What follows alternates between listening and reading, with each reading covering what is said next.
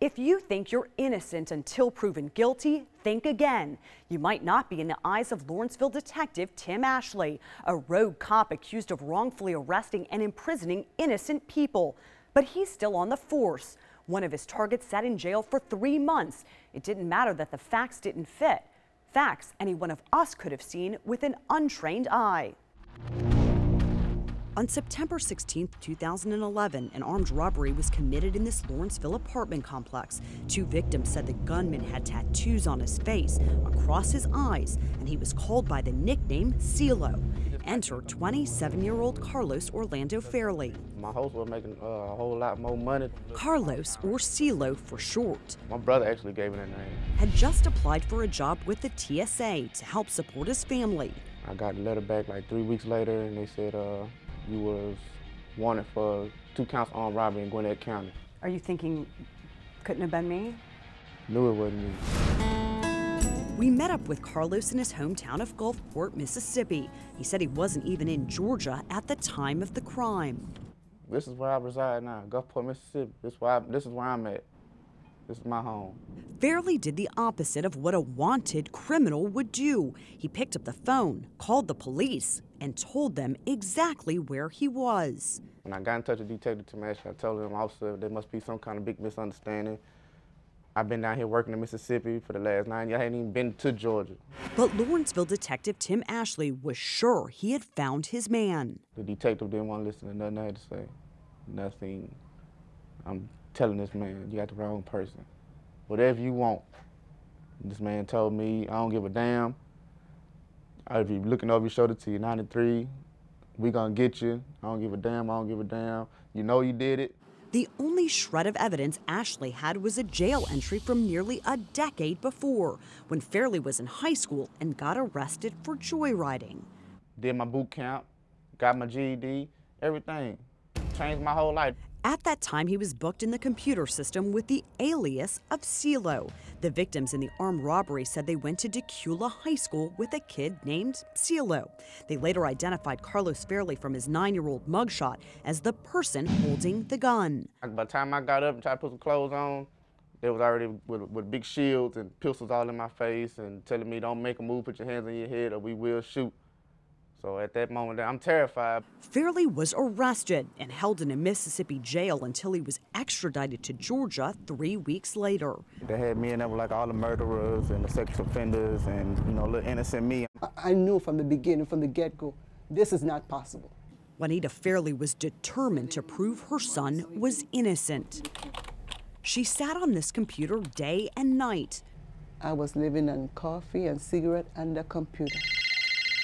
Collecting phone records which showed Carlos's cell phone pinging off towers in Mississippi, witnesses who saw him at work, and even this ATM surveillance video which shows him withdrawing cash at a Gulfport ATM hours before the crime.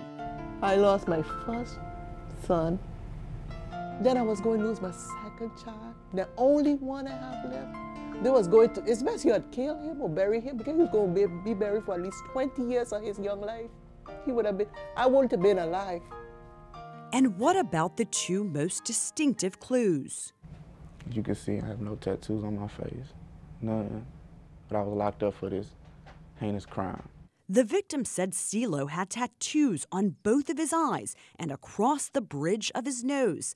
And they said he went to Decula High School. Couldn't tell you where it was at. My life depended on it. I never went to Decula High School. If he had done his job from the beginning, we would have never come to this point of my son going to jail. But Ashley didn't check those details. He had Fairley extradited to Georgia, where he would spend nearly 2 more months behind bars. I can honestly say I have never seen a less competent job of police investigation by a detective. Mark Bowman is a former cop and Carlos Fairley's attorney. Detective Ashley, despite being offered all of this information, arrogantly told Carlos, I don't care what you have to say, I know you're guilty. He couldn't care less than the fact that an innocent man sat in jail for 2 months. And this isn't the only time Detective Ashley has been accused of wrongfully imprisoning an innocent person. Why did they arrest you? I wish I knew. I called them, so I guess I was arrested for calling the cops. Convenience store owner Ann Thank you. Jappersad called the police because she needed help with a rowdy customer. The guy said I slapped him. And I'm like, I did not. I asked him to leave. I said I have a surveillance system, but I don't know how to operate it. Jappersad offered to show police the video. I was the one who told them I had surveillance. I had nothing to hide. But Ashley, shown here, berated and then arrested her because she didn't know how to work the video system. I said, are you threatening me? He said, no, I'm arresting you.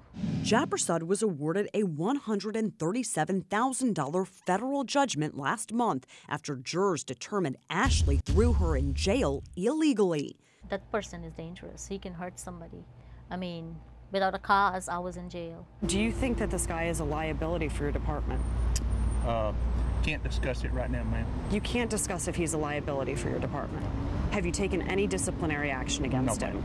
Lawrenceville Police Chief Randy Johnson has defended Ashley's actions. Is he still on the force? Ma'am, I cannot discuss that at this time. You can't tell me if he's still on the force. He is on the force, yes, ma'am.